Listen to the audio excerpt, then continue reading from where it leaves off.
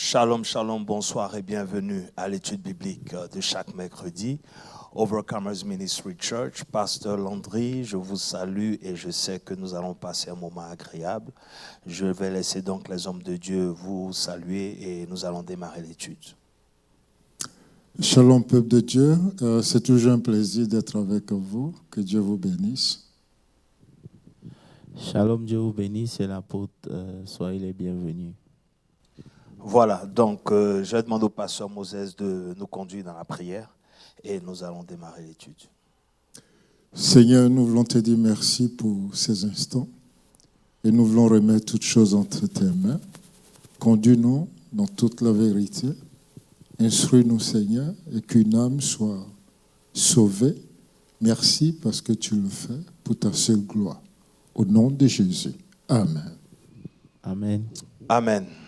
Alors, si vous n'étiez pas là dimanche, en tout cas, je vous encourage à aller écouter le message en ce qui concerne la crise identitaire du chrétien.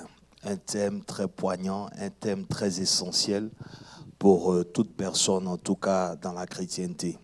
Alors, je vais demander à tout un chacun déjà de partager le direct, inviter quelqu'un à prêter vos stylos, vos notes pour prendre notes et puis pour poser des questions aussi, pour mieux comprendre l'étude.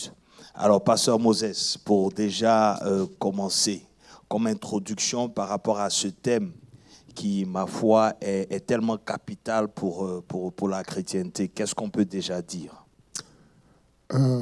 Nous avons été richement bénis dimanche, comme à notre habitude, oh, yes. ici à OMC Dallas. Ce que je voudrais dire d'entrée, okay. C'est ce mot de fin là, d'accord. Qui dit le challenge que nous avons aujourd'hui en tant que chrétiens, c'est demeurer à Babylone, okay. tout en plaçant Dieu en première place. Amen. Amen. Si on arrive à le faire, alors le combat est gagné. Pasteur Moses, en introduction, nous plonge déjà dans les choses et nous met déjà dans les choses profondes. Amen.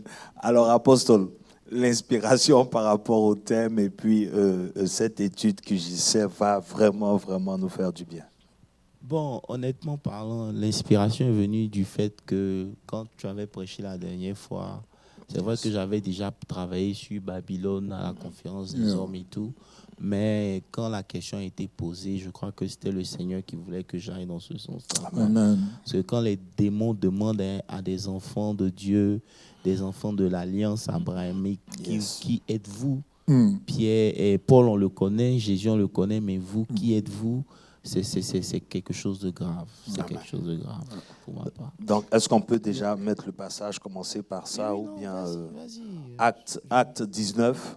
Acte 19. Yes. Verset 13 à 15. À partir du verset 13, ok. Acte 19, à partir du verset 13. C'est bon? Quelques exorcistes juifs ambulants essayèrent d'invoquer sur ceux qui avaient des esprits. Attendez, je vais prendre ça. Acte 19. Excusez-moi, je prends ça rapidement. Acte 19, le verset 13. D'accord. Donc, ok. Quelques exorcistes juifs ambulants essayèrent d'invoquer sur ceux qui avaient des esprits malins le nom du Seigneur Jésus, en disant « Je vous conjure par Jésus que Paul prêche ». Ceux qui faisaient cela étaient 7 fils de Séva, juifs, l'un des principaux sacrificateurs. L'esprit malin leur répondit « Je connais Jésus et je sais qui est Paul, mais vous, qui êtes-vous » Et l'homme dans lequel était l'esprit malin s'élança sur eux, se rendit maître de tous et les maltraita de sorte qu'ils s'enfuirent de cette maison nus et blessés. Amen. Amen. Donc voilà, c'est la lancée effectivement pour introduire ce thème qui est la crise identitaire. La crise identitaire. Et l'apôtre a commencé en disant que un démon qui pose ce genre de questions. Et c'est en même temps toutes les circonstances que tu vas affronter qui te posent cette question-là. Pasteur Moses. Oui, effectivement, on peut dire que c'est un démon. Un de nos frères de l'église m'a posé comme ça la question. Il dit, mais pasteur, habituellement, c'est vous qui interrogez les démons, mais ici, on voit que c'est le contraire. C'est le démon qui interroge ceux qui sont venus faire la délivrance. C'est ça. Il dit, effectivement, c'est ce que tu as compris. Pour dire quoi? Pour dire que c'est un fait très marquant aujourd'hui dans l'Église de voir qu'il y a cette crise identitaire. Yes. Au point même que dans certains milieux, beaucoup ont, je ne sais pas s'il faut dire, ont honte de se présenter comme chrétiens. Voilà. Et moi, pour laisser l'apôtre parler, en introduction, j'ai beaucoup aimé ce qui a été dit. Il a dit, découvrir son identité est la plus grande tâche qu'un humain doit se poser, en fait. Oui. C'est-à-dire, chercher à découvrir qui tu es, ce qui est plus important que tout. Pourquoi, apôtre? Parce qu'on a dit que découvrir qui tu es affecte toute ta vie. Ça veut dire que quand quelqu'un sait comment il est, qui il est, ça va affecter sa manière de vivre, ça va affecter tous les niveaux de sa vie. Parce que quand vous voyez bien la question des démons à ces gens-là, ça veut dire qu'ils étaient en train de faire quelque chose que les autres faisaient. Vous comprenez? Oui. Paul et Jésus le faisaient. Oui. Donc, eux, ils avaient reçu ce mandat-là de le faire. Oui. Et on savait qui ils étaient et pourquoi ils le faisaient. Donc, vous allez voir que quand vous connaissez qui vous êtes, vos actions aussi vont dans le sens de qui vous êtes, en fait. Oui. Donc, toute votre vie est rattachée à votre identité, en fait. Oui. C'est pour ça qu'on a même dit qu'il y a une crise identitaire dans laquelle nous sommes. On a vu, on découvre que l'ennemi s'acharne à veiller à ce que les enfants de Dieu ne puissent pas découvrir en réalité qui ils sont. Nous sommes dans le monde, mais nous ne sommes pas du monde. Mais il savait que beaucoup parmi nous tous d'ailleurs, on se trompe. Ça veut dire que souvent, on pense qu'on est dans le monde. Souvent, on ne peut pas faire la différence entre les mondains et nous, simplement parce que notre identité est diluée, en fait. Et c'est la plus grande arme de l'ennemi, parce qu'il sait que s'il peut nous diluer, s'il peut faire de telle sorte que nous ne sachons pas qui nous sommes, il aura déjà la victoire. Parce que qui tu es vient avec une position, ça vient aussi avec une certaine autorité. Donc, qui tu es vient avec ton autorité et ça vient aussi avec ton statut. Amen, amen. Je veux dire, donc, apôtre, notre identité, ça veut dire que c'est inné, c'est-à-dire que Dieu a déjà placé ça en nous. Et qu'est-ce qui, j'ai envie de dire, qu'est-ce qui fait que, en grandissant, on ne peut pas facilement avoir accès à ça, en fait? Je veux dire, quels sont les éléments qui peuvent emmener quelqu'un à sortir de son identité tout de suite? Bon, ça veut dire qu'il y a deux choses ici. Quand on parle d'identité, il faut d'abord comprendre qu'il y a une identité qui est donnée à tout enfant de Dieu.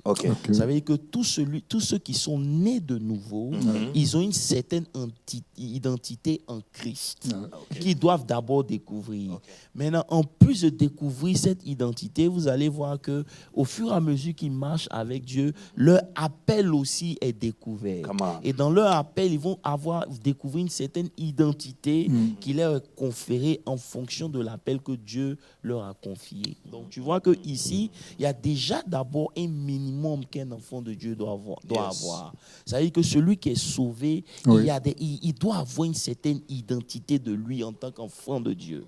Maintenant, lorsqu'il grandit, par exemple, il devient fils ou serviteur, il y a une autre aussi identité qui s'ajoute à la première identité. Mais le problème, c'est quoi? Le problème, c'est que le diable ne nous permet même pas de maîtriser d'abord cette première identité en tant qu'enfant de Dieu, pour dire qu'on va arriver à celle de fils de Dieu. Wow.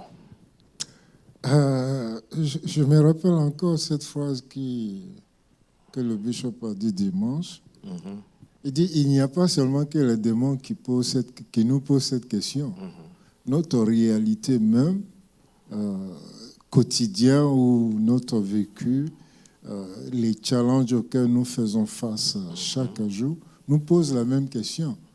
Et comme il vient de le dire, il est évident que le chrétien que nous sommes doit croître. Et je crois qu'il a cité précédemment, il dit l'enfant croissait en statut et en esprit.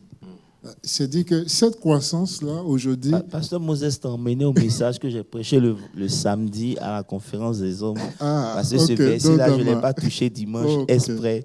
Mais bon, c'est ça. Ça veut dire que, comme il dit, lorsqu'on parle de Jean-Baptiste et on parle de Jésus, on voit qu'il y a une croissance qui se faisait. Et si vous lisez bien la Bible, dit que l'enfant croissait d'abord en esprit. Ça veut dire que l'enfant grandissait dans son identité spirituelle. Alors que lorsque nous, on vient ou qu'on est chrétien, notre identité sociale ou ce que le monde nous a donné prend plus de poids que notre identité spirituelle. Et ça fait que maintenant, quand on est confronté à une réalité spirituelle, on veut exercer une certaine autorité, mais cette autorité, elle vient avec une certaine identité. Donc, lorsque cette identité n'est pas matérialisée, l'autorité ne suit pas. Donc vous voyez des gens qui veulent changer leurs conditions de vie, attaquer la pauvreté, changer un certain nombre de choses, mais ils ne voient pas de changement réel dans leur vie parce que identitairement, ils ne sont pas à ce niveau d'identité. Donc, le monde leur demande qui vous êtes, la société, la sorcellerie, la maladie te demande qui tu es. Par exemple, tu pries au nom de Jésus que ce paralytique se lève, la paralysie va te demander, toi, tu es qui? Pour me dire, dire. Alors que Jésus a dit que parce qu'il part auprès du Père, nous ferons des choses encore plus grandes que ce qu'il a fait. Vous comprenez un peu? Donc, quel est le problème en fait ici? Et on est en train de se rendre compte que c'est un problème d'identité. Le diable a réussi à diluer qui nous sommes dans ce monde pour ne pas que nous puissions exercer l'autorité que nous avons en Christ. Dans ce que tu viens de dire, apôtre, quand tu parles de l'enfant qui grandit et qui croît spirituellement, c'est-à-dire, je veux que tu dises un peu comment aider déjà, parce que je pense qu'à ce niveau-ci, il y a un problème, pour que l'enfant grandisse spirituellement d'abord. Ça veut dire que lorsque on vient à l'église, vous voyez que le message avait été mis sur l'argent, réussi financièrement, la bénédiction. Et aujourd'hui, les gens n'ont pas accordé ou n'accordent plus une certaine importance, même au Bible study. Je ne sais pas si tu comprends. Donc, les choses spirituelles sont mises au second point. C'est les choses de la vie qui sont d'abord prioritaires. Et donc, en faisant ces choses-là, tu n'es pas en train de grandir spirituellement. Donc, ça veut dire que si les choses spirituelles n'ont pas d'importance à tes yeux plus que les choses séculaires, il te sera difficile de devenir un homme spirituel. Donc, tu ne peux pas grandir spirituellement. À ce niveau-là, c'est bon, mais je voulais aussi qu'on touche les enfants même en tant que tels. Oui, ça veut dire que dès jeunes, tout ce qui nous a sauvés, que je peux dire, c'est l'école du dimanche. Ça veut dire que quand nous, on allait à l'école du dimanche, on avait la notion du mal. On avait certaines notions qui faisaient que lorsque même on a eu à rétrograder, comme tout adolescent, faire un certain nombre de choses, il y avait toujours une conscience qui nous faisait comprendre qu'il y avait un certain nombre de choses qui n'étaient pas bonnes. Donc, très jeune déjà, on doit enseigner nos enfants. Mais le problème, c'est que nous-mêmes, nous ne savons pas qui nous sommes. Nous ne pouvons pas aider nos enfants aussi à découvrir qui ils sont. Parce que la preuve en est, on impose à nos enfants de devenir quelque chose que peut-être Dieu ne les a pas appelés à devenir, simplement parce que nous, on trouve que ça serait bien et ça apporte beaucoup d'argent. Wow. Ça, c'est très fort. C'est très fort et même que... Parce que lorsque tu as découvert qui tu es spirituellement et que tu vois que ton fils, par exemple, te dit que voilà la direction que je veux prendre, tu ne vas pas lui taper dessus ou bien tu ne vas pas analyser l'argent qu'il va gagner. Tu vas d'abord dire, bon, prions. C'est ça. Tu comprends? Mais très peu de parents le font. Aujourd'hui, on fait plutôt le choix avant de prier. Et puis on prie. Voilà. Et donc, c'est un peu ça, en fait. Donc, l'enfant grandissait spirituellement et en statut. Ça veut dire que c'était d'abord le spirituel qui était la chose la plus importante. Et dans cette société où nous sommes, vous voyez qu'une des choses aussi que l'ennemi fait, c'est de tuer notre vie spirituelle. Comprenez? Donc tout ce qui est spirituel n'est pas considéré, alors que c'est la clé pour pouvoir avoir son identité. Parce que ton identité est cachée dans le spirituel. Yes. Ce que tu dois être, qui tu dois devenir, Dieu l'a caché. Et on l'a prêché plusieurs fois. Tout à fait. Il a caché dans le spirituel. Et c'est spirituellement que les choses comme ça nous parviennent. Donc quelqu'un qui n'est pas spirituel, il aura du mal à savoir qui il est. Amen. En fait, je remarque que la société d'aujourd'hui s'acharne sur les chrétiens pour les embrouiller, hein, et aussi pour les empêcher d'avoir cette intimité avec Dieu. Ils conditionnent la vie du chrétien, soit par l'argent, soit par le travail. Bon, pas beaucoup de choses en tout cas. Ils s'arrangent pour que tu n'aies pas le temps là, soit pour communier avec Dieu ou pour servir Dieu. Et ça me rappelle l'esprit pharaonique. Lorsque Moïse dit à Pharaon, laisse le peuple aller adorer Dieu, c'est en ce moment-là même qu'il a doublé la charge. C'est ça. C'est en ce moment-là qu'il leur a dit, bon, puisqu'on vous apportait les pailles, désormais on ne vous apportera plus les pailles, allez-y vous chercher. C'est parce que vous avez le temps que vous pensez adorer Dieu. Donc la société d'aujourd'hui, vraiment... C'est ça. Et c'est en cela que, si vous voyez bien au début, on a dit que le diable, dès notre jeune âge, s'acharne à formater une certaine identité de nous. Ça veut dire que l'opinion des autres, on grandit avec elle et elle fait de nous ce que nous ne sommes pas, en fait.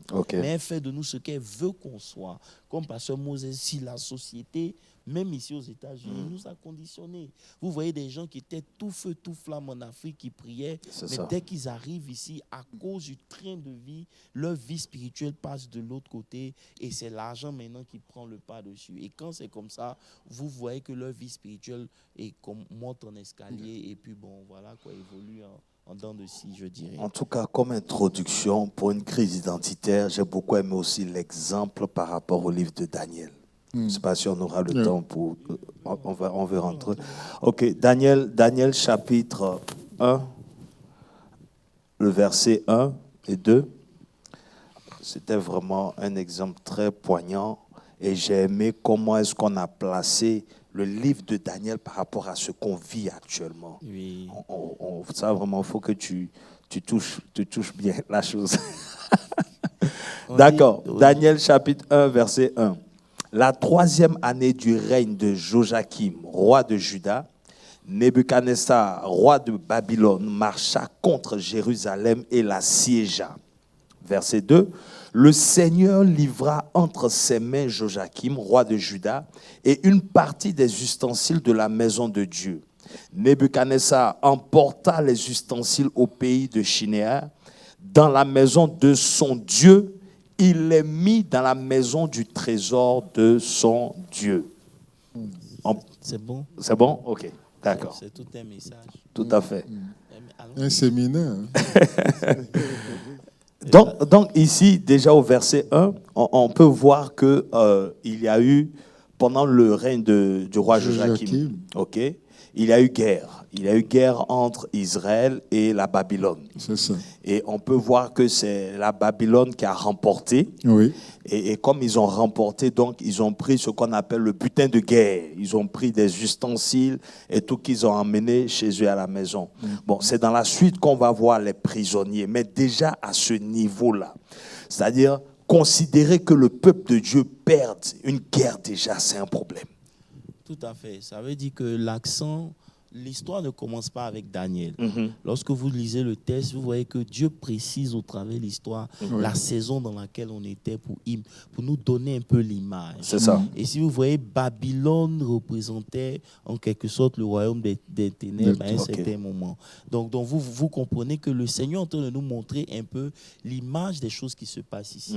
Nous sommes chrétiens, nous sommes envahis par le monde et on a l'impression que notre Dieu ne fait rien. Vous comprenez un peu? Yeah. Et c'est l'image. En fait. Ça veut dire qu'il précise pour nous faire comprendre le temps dans lequel nous sommes. Oui. Ok. Le monde, Babylone envahit le monde. Yes. Et aujourd'hui, les chrétiens se retrouvent dans deux mondes, ils ne savent pas quoi faire. En fait. Et c'est pour ça que vous allez voir des gens comme des Daniel qui allaient à l'église, qui adoraient Dieu, se retrouvent dans une terre étrangère, dans un système différent, et ils ne savent pas quoi faire. Et c'est en cela qu'on a dit que le livre de Daniel était vraiment le livre qui dépeignait notre époque. En Tout fait. à fait. Parce que si vous prenez Babylone, vous voyez que Babylone est à l'image de comment l'ennemi fonctionne de nos jours. Et jusqu'à maintenant, le système continue. Voilà. Ok. Le système babylonien, ça continue. Ok.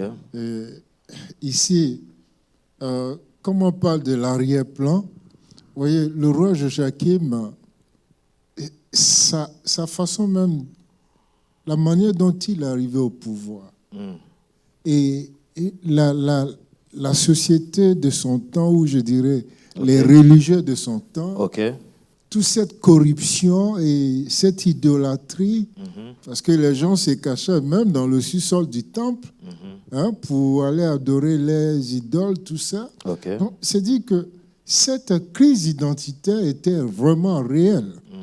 Et quelquefois, Dieu même traitait Judas de prostituée. Ça veut dire que Judas, qui était le résidu de Dieu, parce que quand les deux royaumes se sont séparés, vous allez voir que Israël aussi, le royaume du Nord, faisait beaucoup de mauvaises choses avec le mauvais roi. Tout à fait. Mais Judas avait quand même gardé plus ou moins sa conduite avec Dieu. Mais on voit que Judas maintenant est envahi, comme il a dit, depuis, avant ça, Judas n'avait plus de roi qui craignait Dieu. C'est ça. Donc, ça avait créé une certaine atmosphère, vous comprenez? C'est en cela que, justement, comme tu as dit, on lit bien qu'ils sont venus pour envahir, mais c'est Dieu qui les a livrés. C'est ça. Ça, c'est très fort. Ça veut dire qu'aujourd'hui, il faut que nous comprenions que si nous sommes perdants, ce n'est pas parce que nous n'avons pas bien combattu, c'est parce que quelque part Dieu nous a livrés. Parce que lorsque Dieu est avec un homme, vous comprenez un peu? Oui, c'est pour moi aujourd'hui l'essence même. Tu te dis que je préfère avoir Dieu de mon côté que les hommes. Tout à fait. Parce que vous pouvez avoir l'amour des hommes, vous pouvez tout faire, mais si Dieu n'est pas avec vous, malgré votre armée, vous êtes minoritaire. Donc la Bible précise pour dire qu'il a envahi, mais il n'a pas pu les vaincre jusqu'à ce que Dieu les livre. Amen.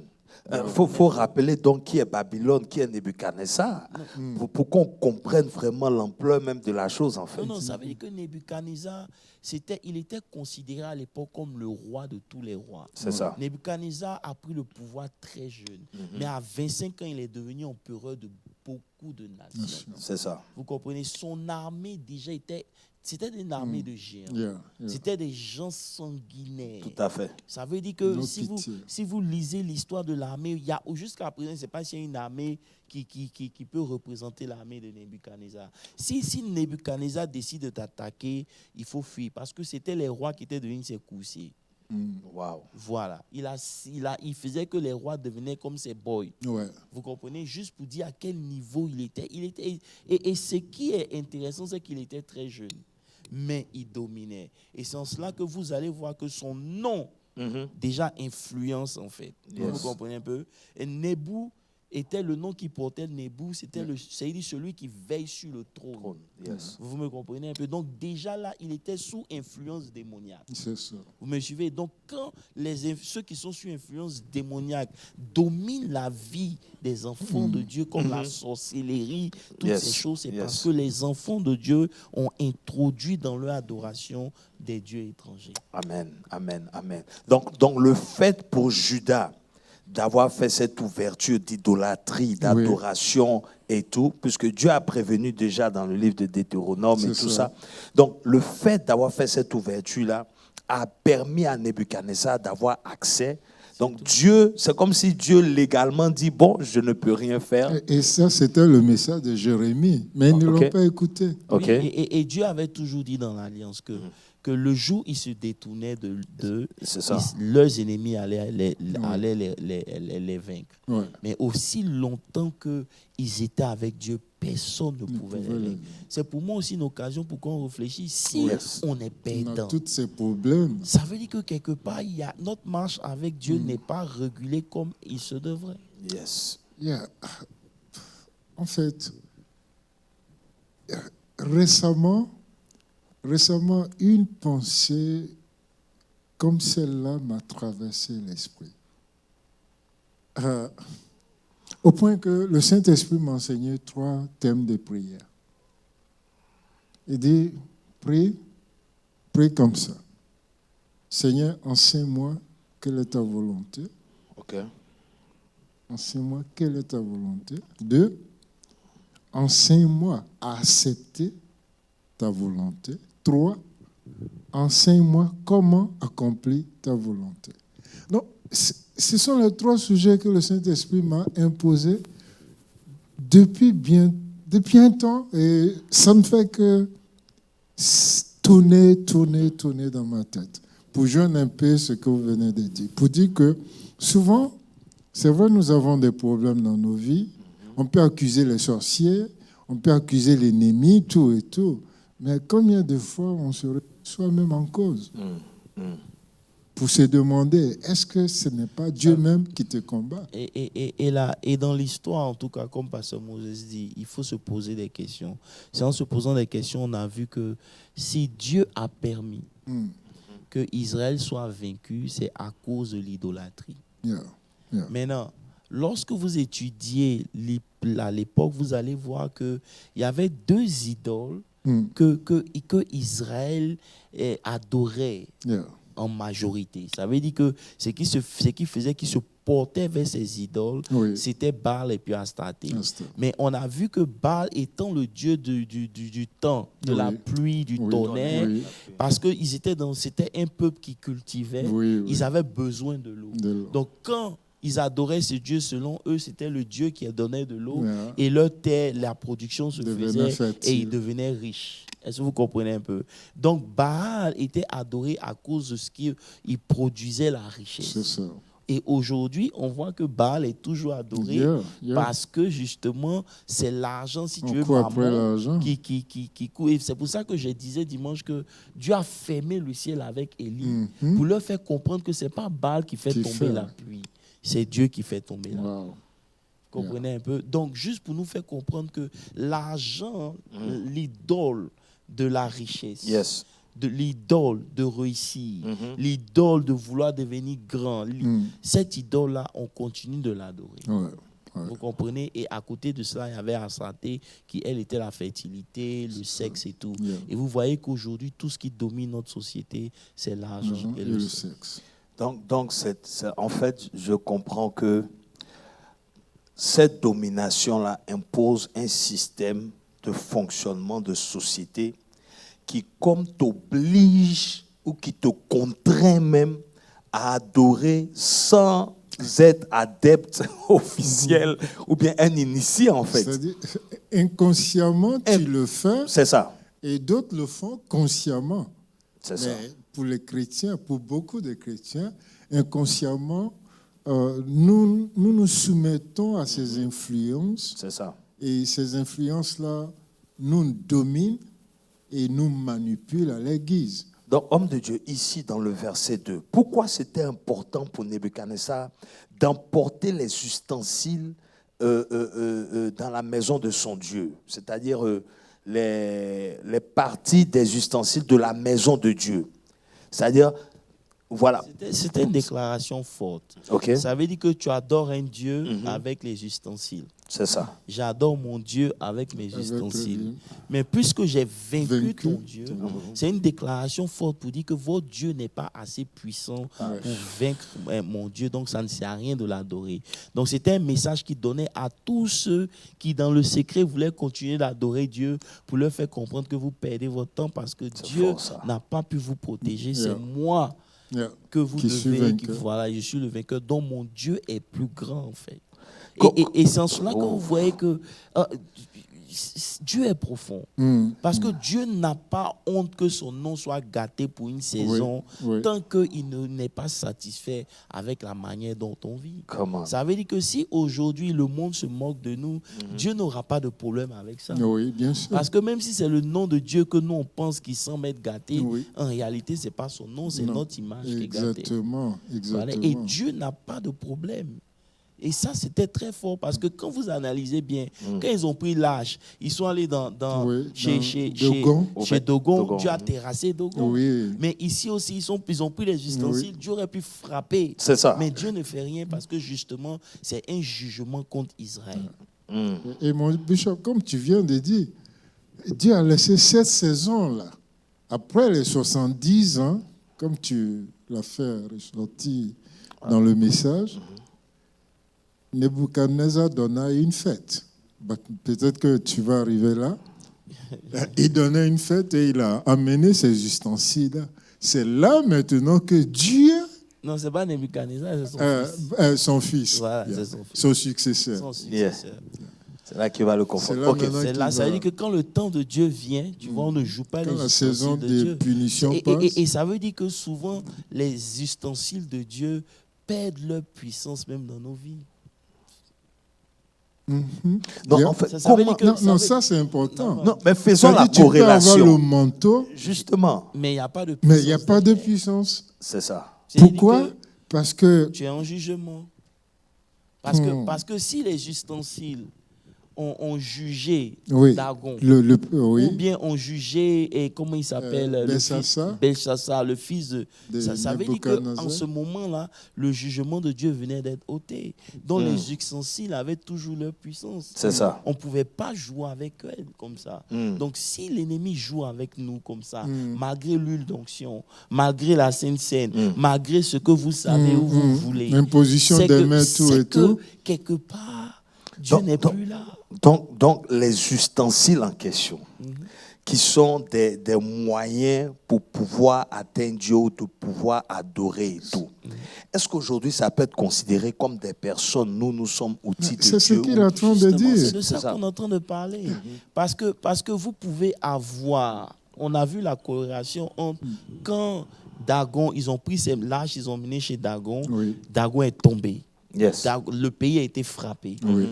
D'hémorroïdes. Quand Dieu a enlevé son jugement sur Israël, vous voyez que parce qu'il a souillé les ustensiles, une main est sortie pour être écrite. Tout à fait. Ça veut dire que ces ustensiles-là ont repris leur autorité. C'est ça. Donc, on peut dire et ça que ouvert une saison. Voilà, ces ustensiles-là sont aussi des manteaux que nous avons reçus, avec lesquels nous servons Dieu. Mais puisque nous sommes en jugement, nos manteaux ne servent plus à plus rien, notre huile d'onction ne sert plus à rien, nos saintes scènes et tout ça, bien vrai que c'est des symboles forts, très forts, mais l'esprit n'est pas derrière. C'est ça. La même huile qui était chez le prophète, et il est mort laissé des crédits. C'est la même huile. Mais lorsque Élisée, qui est roi, arrive, ça change les choses. Donc c'est un peu ça. Donc vous voyez que ici, en fait, c'était une déclaration. Et c'est ce que je disais, le monde se moque de notre Dieu. Ça veut dire qu'aujourd'hui, être chrétien n'est pas à la mode. Ça fait qu'on ne voit pas la puissance de Dieu. Et c'est pour ça que les gens sont obligés de s'adonner à des choses pour essayer de servir Dieu avec ce qu'il ne faut pas. C'est un de mes psaumes favoris, le psaume 42. Donc ça veut dire qu'à ce niveau-là, ça serait... J'ai envie de dire logique pour quelqu'un de dire je préfère le Dieu Nebuchadnezzar que le Dieu d'Israël. C'est ça. Et c'est le but que Dieu aussi, que l'ennemi essaie de faire juste à présent avec nous. Parce que regarde, lorsque tu viens à l'église le dimanche et que tu n'as pas d'argent, au contraire, tu donnes ton argent à l'église et qu'on te propose de travailler le dimanche où tu auras l'argent, qu'est-ce que tu choisis? C'est ça. C'est d'une façon inconsciente de choisir parce que lorsque tu choisis Dieu, ou bien choisir les choses de Dieu ne pèse pas dans ton cœur, plus que choisir les choses qui sont de l'autre côté, ça veut dire que voilà, ton Dieu n'est pas assez puissant, donc ça ne sert à rien. Et donc dans ce contexte, on peut continuer pour voir la suite. Donc il y a eu guerre, Nebuchadnezzar a gagné, verset 3. Et donc le roi donna l'ordre à Ashpenaz, chef des eunuques, d'amener quelques-uns des enfants d'Israël de race royale ou de famille noble. Verset 4. De jeunes garçons sans défaut corporel, beaux de figure, doués de sagesse, d'intelligence, d'instruction, capables de servir dans le palais du roi et à qui l'on enseignerait les lettres et la langue des Chaldéens. Est-ce qu'on doit continuer ou bien déjà là, on peut... Ça, c'était la base du... dans le développement que le bishop a fait dimanche, ces versets-là comptent beaucoup. Le diable n'est pas à la recherche des gens inutiles ou des vilaines personnes. Il recherche les femmes belles, les jeunes filles belles. Il recherche des jeunes hommes intelligents et beaux. Il recherche des personnes douées de talents. Et c'est en eux maintenant qu'il veut investir parce qu'il sait qu'en les utilisant, il impactera beaucoup de personnes. C'est ça. Et ça, c'est bien ressorti dans le message du dimanche. C'est ça. Même quand tu regardes la description même du premier roi d'Israël. Oui, Saül. Grand de taille, beau. Tu regardes la description même quand il fallait choisir après David et tout. On regarde Salomon. En fait, c'est physique, c'est vrai, mais c'est important de mettre ce genre de personnes devant pour attirer l'attention, attirer les regards. Non, mais non ici, seulement ça va au-delà du physique. Ça veut dire que le diable est à la recherche de tous ceux qui ont un potentiel. Ça peut être un potentiel extérieur tout à fait. Comme un potentiel intérieur. Ça veut dire que peu importe, il donne des critères parce qu'il a dit des gens intelligents. C'est ça. Ça veut dire qu'il veut des gens qui peuvent mettre leur intelligence au service du mal. Vous comprenez un peu? C'est pour ça que vous allez voir que quand l'ennemi, et c'est ce qu'on disait, l'ennemi a sa main sur nous depuis nous sommes petits.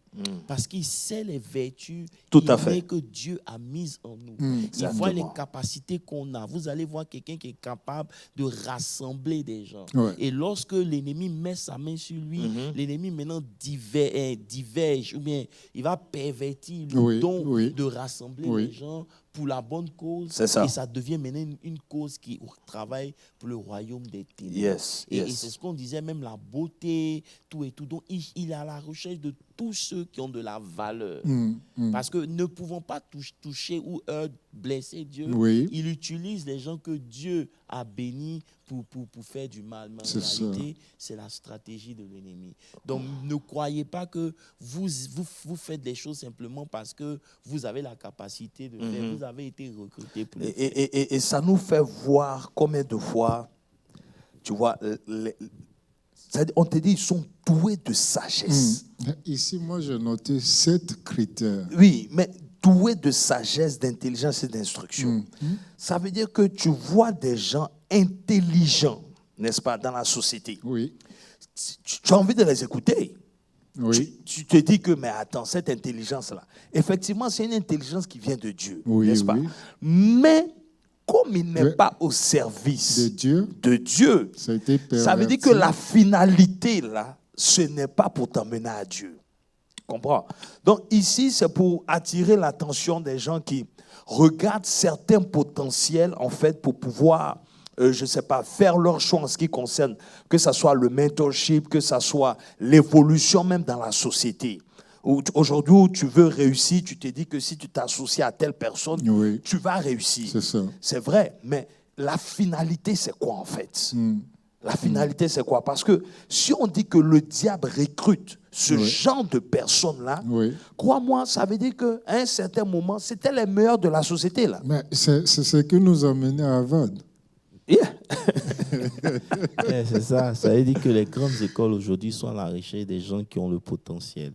Harvard ne peut pas prendre quelqu'un de dernier pour en faire un premier. C'est seulement Dieu qui peut prendre du fumier pour faire asseoir à la table des rois. C'est seulement Dieu qui peut prendre le dernier et en faire un champion. Amen. Harvard n'a pas cette capacité. Le diable n'a pas cette capacité. C'est pour cela que quand il vient vers toi, c'est parce que tu as du talent. Yes. Il utilise ce talent. C'est pour ça que vous allez voir que 3 ans étaient importants pour Nebuchadnezzar. Pourquoi? Parce que pendant ces 3 ans, on devait pervertir le don que tu avais reçu à l'original. Donc, changer ton identité. Et peut-être que vous ne comprenez pas ce qui se passe, mais Nebuchadnezzar, dans la grandeur qu'il avait, était quand même le directeur de l'université. C'est ça. Oui, Parce qu'après 3 ans, il fallait que lui, maintenant, il vous teste. c'est ça. Je ne sais pas si vous Non, comprenez non, un c'est peu, très clair. un Moi, peu là où je veux vous yeah, en venir. yeah. Ça veut dire que le diable veille à l'enseignement qu'on reçoit. Il veille à la formation qu'on reçoit du monde. Yeah. Il veille à ce que notre background nous donne des éléments qui vont servir dans le futur à améliorer le royaume des ténèbres. C'est ça. Vous me comprenez? C'est pour ça que lorsqu'on devient chrétien, il y a tout un travail à faire. Ouais. Je suis en train même de découvrir beaucoup de choses qu'on ne nous avait pas enseignées. Vous comprenez? On reviendra dessus. Parce que imaginez quelque chose, juste pour vous donner un teaser. OK. Daniel arrive à Babylone. Oui. Il ne dit rien. Son Dieu n'a pas pu le protéger. Il ne dit rien. OK? On n'a pas touché ça. On change son nom. Il ne dit rien. Il ne dit rien. Tout à fait. Mais quand il s'agit de manger, là, il parle. Parce que changer son nom avait aussi une influence. On le Oui, verra. oui. Tout à fait. Mais là, ce n'est pas un problème. Mais c'est manger à la table qui était un problème. Yes. Ça, c'était très fort. Parce que l'homme devient ce qu'il mange. D'accord. Donc, vous comprenez que déjà ici, il y a un problème. Yes. Donc, ces 3 ans-là sont faits pour que tout ce qui était de Dieu se quitte.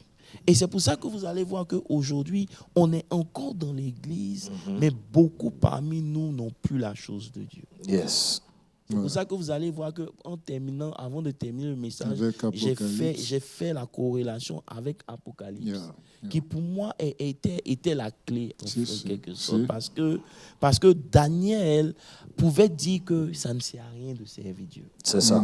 Vous comprenez Yeah, un peu? yeah. Toutes Son ces Après premier toutes ces amour expériences, pour Dieu pouvait être parti. yeah.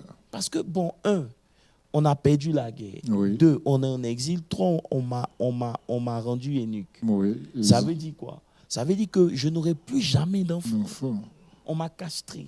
Yes. Donc Dieu permet que ces mauvaises choses-là m'arrivent et tu veux que je continue de l'adorer. Come on. C'est Come on. fort. Come on. Come on. Donc, ça, c'est toute une leçon. Ils avaient beaucoup de raisons de régner Dieu. Non, mais on voit tous les efforts qui sont faits pour corrompre la race royale de Dieu. C'est clair. Ouais. C'est pour ça qu'il dit prenez des gens de famille royale, noble. Donc l'ennemi est à la recherche de tous ceux qui ont une grâce de royauté sur leur vie. Come on. Et très peu de gens ne comprennent pas ça. Donc quand l'ennemi s'acharne sur nous, c'est parce qu'on a quelque chose. Chose Yes, d'important. yes, Tu comprends un peu? Donc, il veut camoufler cette chose-là par notre passé, camoufler cette chose-là par notre passé, par nos faiblesses, pour qu'on ne puisse pas embrasser ce côté qui fait qu'il est venu vers nous pour nous créer cette faiblesse. Yes, yes, yes, yes, yes, yes. Oui, en fait, quand on va un peu plus à l'origine, je me rends compte que le diable n'a pas changé de tactique. Il poursuit toujours le même objectif. OK. C'est vrai, il a réussi à faire pécher l'homme.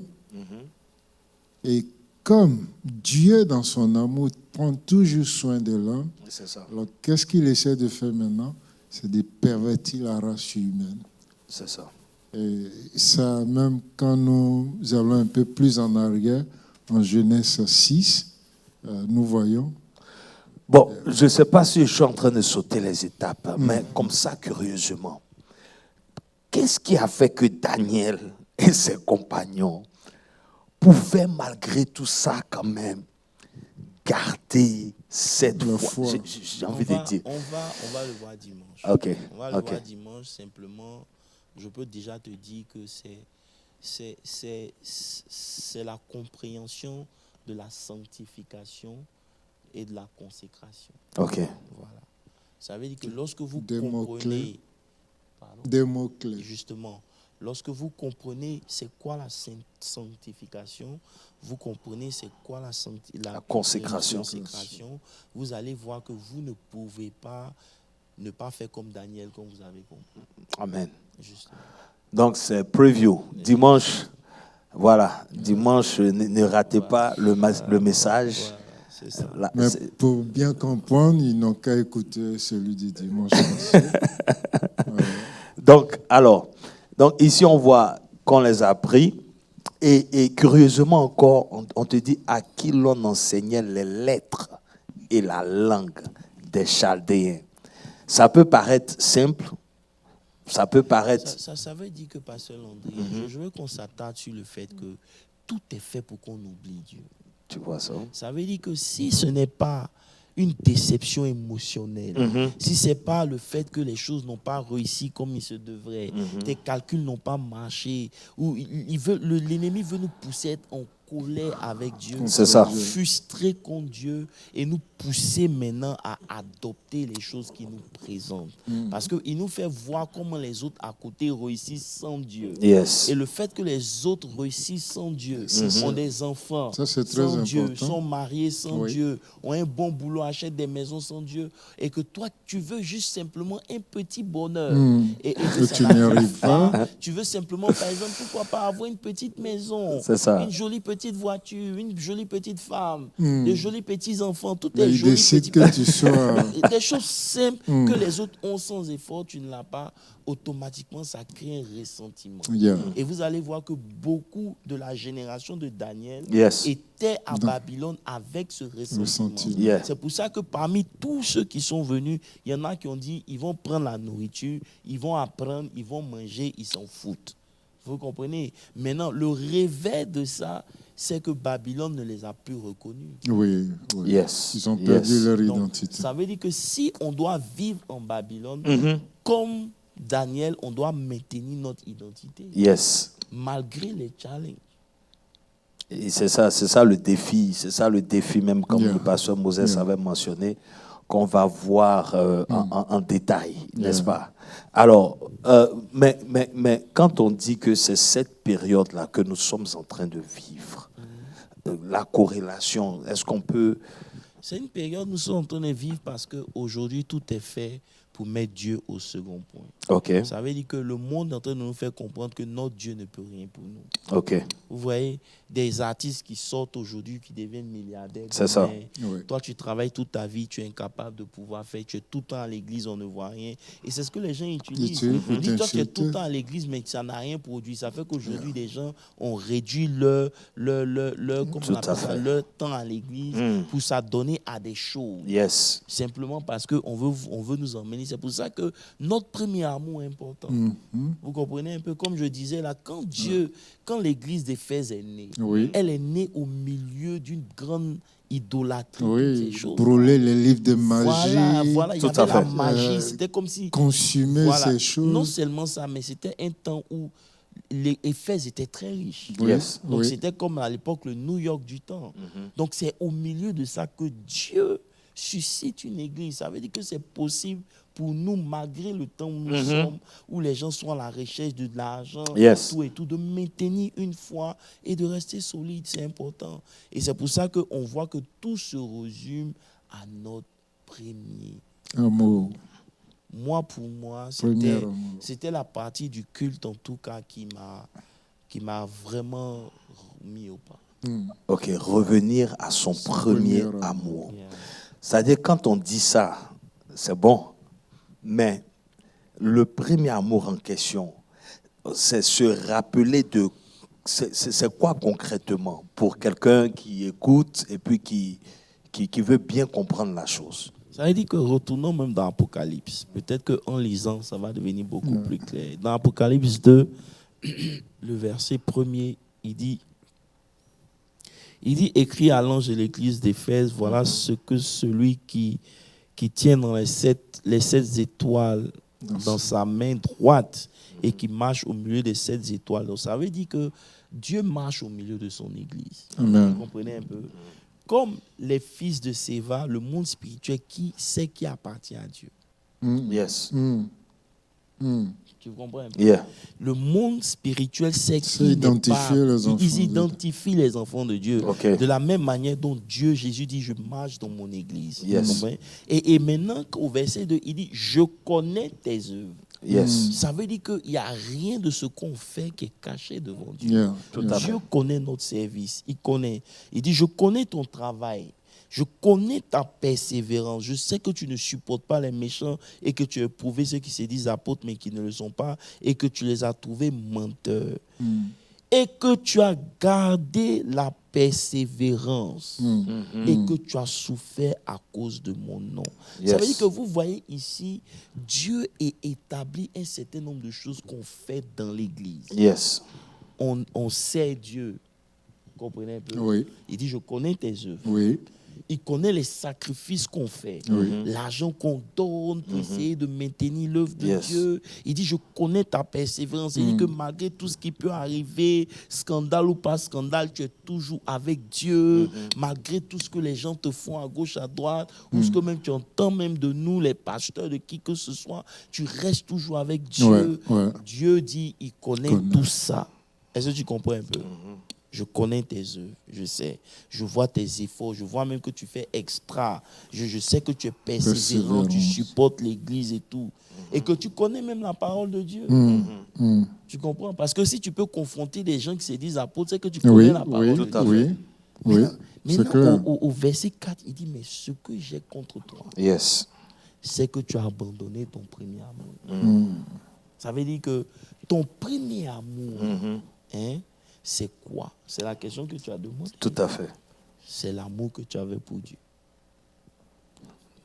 C'est tout. Parce que ça veut dire que tout ce qui est fait là, la persévérance, Oui. tout ça, ça veut dire que c'est sans le premier amour, quoi. Ça veut dire que tu l'as fait. Mais regarde bien, il dit tu as perdu ton premier amour. Ça veut dire que ce que tu aimes en premier là, ce n'est plus moi. Malgré tout ce que tu es en train de faire. Non, c'est ça.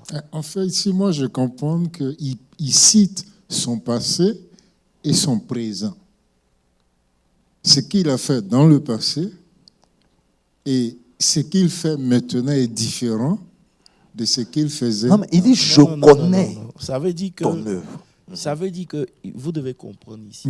Il est en train de dire, et c'est ce qu'on fait à l'église. C'est Revenons ça. dans notre temps contemporain. Ok, Beaucoup de gens servent Dieu, c'est ça, mais Dieu n'est pas leur premier amour. justement. Je ne sais pas si vous me comprenez un peu. Parce que si Dieu est ton premier amour, tu ne peux pas choisir quelque chose en dehors de Dieu. C'est ça.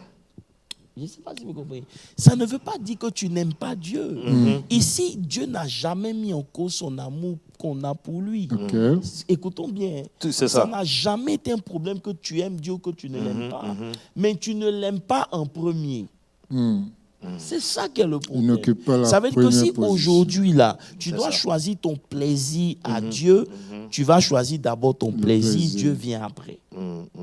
Et si c'est l'argent par rapport à Dieu, Voilà, mais tu continues de servir Dieu, Yeah. tu continues de te battre, tu fais les sacrifices qu'il faut, en tout cas, tu es là. Tu comprends? Wow. C'est comme par exemple quelqu'un qui a donné, quand Jésus a regardé dans le panier, Oui. les gens sont venus, ils ont donné. Mais la pauvre dame oui, qui est oui. venue, qui a donné cette pièce, Oui. Jésus dit qu'elle a donné plus que eux tous. C'est ça. Ce n'était pas une question de quantité C'est d'argent, ça. mais c'était ce que cette chose représentait pour la personne. C'était son tout Ouais. qu'elle a donné à Dieu. Pendant ce temps, les autres ont donné ce qui était Dans le superflu. superflu. C'est ça. Tu comprends? Donc, notre premier amour ici, ce n'est pas qu'on n'aime pas Dieu. Ce n'est pas que tu n'aimes pas prier, mais il n'a plus la première place dans ta vie. Et c'est pour cela que c'est considéré comme un péché. Non, mais c'est tellement profond, sincèrement. Ouais.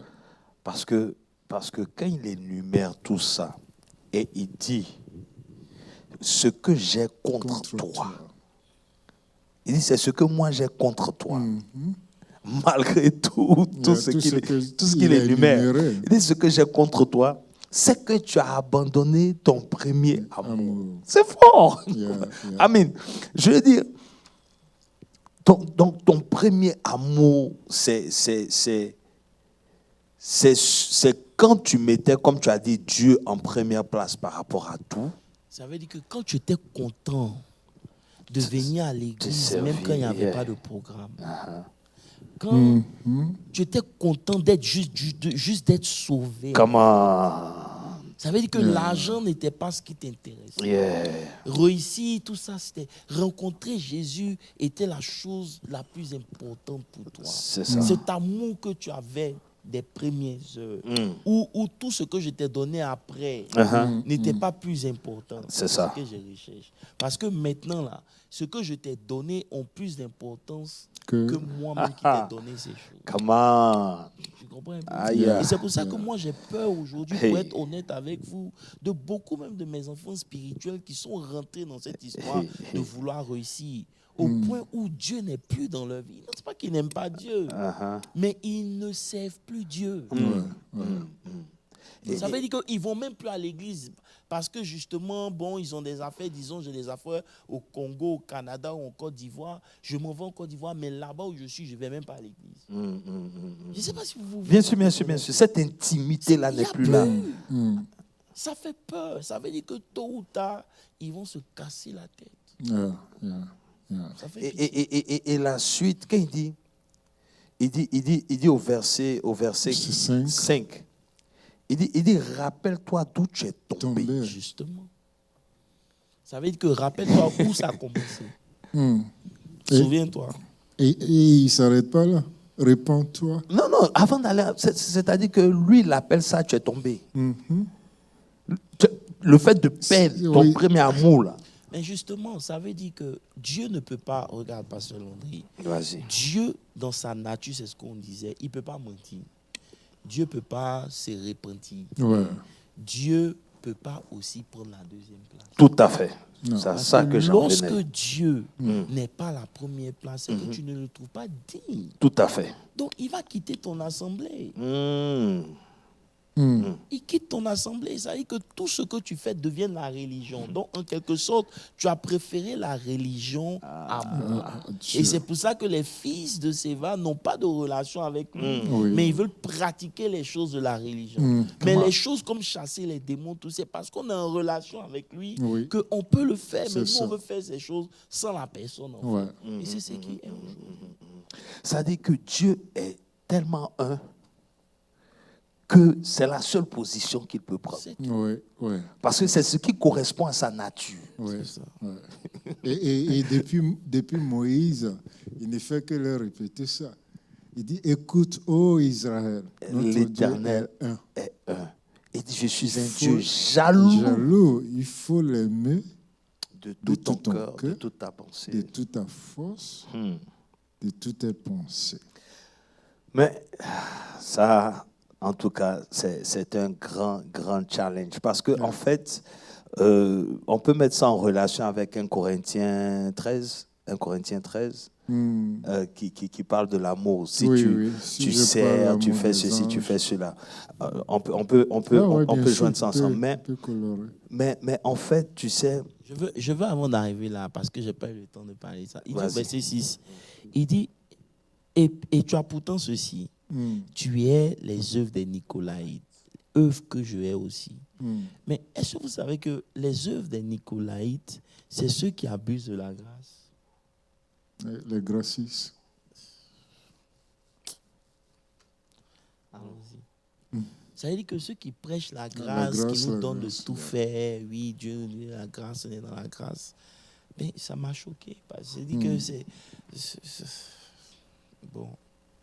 On est sauvé par la grâce, donc on peut tout se permettre. C'est terrible. Les œuvres des on prend Dieu pour notre ami, quoi. Ça veut dire qu'aujourd'hui, honnêtement parlant, la consécration et la sainteté, la sanctification sont indispensables. C'est tout. Mais bon, on y reviendra dimanche prochain. Amen. Voilà. Amen. Amen. Voilà, mais continuez, tu parlais de Hébreu et... Non. En fait c'était pour... tu sais, c'est un piège de servir sans le mettre à la première place, en fait. En fait, parce que tu peux être zélé, tu peux... Crois-moi. Mais c'est clair, Pasteur Landry, tu vois, prenons par exemple le cas des chantres. Nous, on connaît des chantres aujourd'hui qui ont une très belle voix.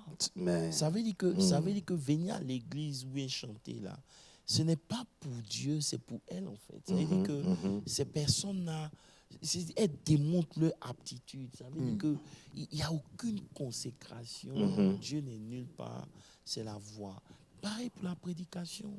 Des gens qui viennent pour prêcher simplement parce que bon, ils ont une révélation. Il faut qu'on démontre qui on voit ça aujourd'hui. Ça veut dire que l'attitude que nous avons en servant Dieu ne nous démontre pas que c'est Dieu que nous sommes venus servir, mais que c'est nous que nous sommes en train d'exalter. Tout à fait. Tout à fait. Ouais. Ça dit que l'intention, la motivation derrière, la disposition. Ouais. C'est pour ça que le premier amour de Daniel étant Jéhovah, il ne pouvait pas arrêter d'adorer Dieu même quand il était en exil. Vous comprenez un peu? Ça veut dire qu'aujourd'hui, Pierre dit, considérons-nous comme des étrangers sur la terre. C'est ça. Donc quand Dieu nous bénit, que ces bénédictions-là ne nous empêchent pas de continuer d'aimer Dieu comme il se devait. Qu'est-ce que tu faisais et puis Dieu t'a béni? C'est de grandir même dans l'amour, en fait. C'est ça. Ça veut dire que plus Dieu nous bénissait, nous bénit, plus on devait être proche de lui. C'est ça. Mais ce qu'on fait, le plus contraire. on est béni, c'est le contraire qui arrive. On s'éloigne de Dieu. C'est Babylone. Et est-ce que justement ce n'est pas pour arriver au premier amour là que lui-même il nous livre? Ouais, bon, en fait, je reviens toujours à ma question, mes 3 questions. Le Saint-Esprit me dit, prends un stylo, écris-le. Et prie, Seigneur, révèle-moi ta volonté. Enseigne-moi à l'accepter. Parce que beaucoup aujourd'hui connaissent la volonté de Dieu pour leur vie, mais ils ne sont pas prêts pour accepter. Et enseigne-moi à l'accomplir. Donc, en fait, tu peux connaître la volonté de Dieu, tu peux accepter la volonté de Dieu et tu peux refuser de l'accomplir. Le premier amour. En tout cas, moi, c'est ma conclusion. Prions pour arriver au premier amour. Ouais, vendredi, parce que si la Bible parle de repentance, c'est un changement, je vais dire que c'est un changement de mentalité, de conception. La repentance, dans le Nouveau Testament, veut dire faire demi-tour. C'est ça en fait. Donc, je vais dire que c'est vraiment un volte-face, quoi. C'est grave. Donc, moi, ma prière, en tout cas, c'est que vraiment, on trouve les éléments nécessaires. La Bible a donné la réponse. Hein. Il dit, répentez-vous. Il dit, répentez-vous. Et c'est de cette manière-là qu'on peut arriver au premier amour. Donc, voilà. Que Dieu vous bénisse. Amen. Et je vais laisser les hommes de Dieu conclure. Que Dieu vous bénisse. En tout cas, revenons à notre premier amour. Et nous sommes étrangers sur cette terre. Grandissons en esprit. Que les choses de Dieu aient plus d'importance pour nous que le reste. Amen. Et il n'y a que comme ça qu'on pourra briser le système de Babylone. Amen. Dimanche prochain, on ira plus en profondeur et on va voir qu'est-ce qui a motivé la réponse, la réaction de Daniel. Amen. Et je crois que ça va nous aider tous. Voilà. Que Dieu vous bénisse. Amen. Vendredi, veille. Oui, vas-y. Voilà, donc nous allons vous laisser pour ce soir. Ce vendredi, nous avons nous appelons une mini-veille. Nous allons commencer à 20h et nous allons jusqu'à minuit. Donc pour tous ceux qui veulent prier, pour tous ceux qui... Vous savez que nous tous, nous avons besoin de prière. Donc retrouvons-nous ici vendredi à partir de 20h pour un moment intense de prière. Voilà, que Dieu vous bénisse et à vendredi. Amen. À vendredi.